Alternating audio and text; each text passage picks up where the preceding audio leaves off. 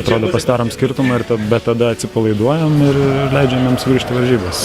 Geresnis varžovas, tarkim, Eurolygos lygio varžovas neatleistų tokių klaidų mūsų arba tokios mūsų prastos gynybos. Taip kad pirmas ketvirtas kėliniai geri, antras trečias tikrai labai prasti. Mes turim taisyti būtent šitos dalykus.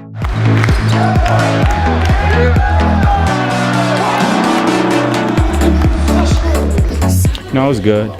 We started off real good in the first quarter.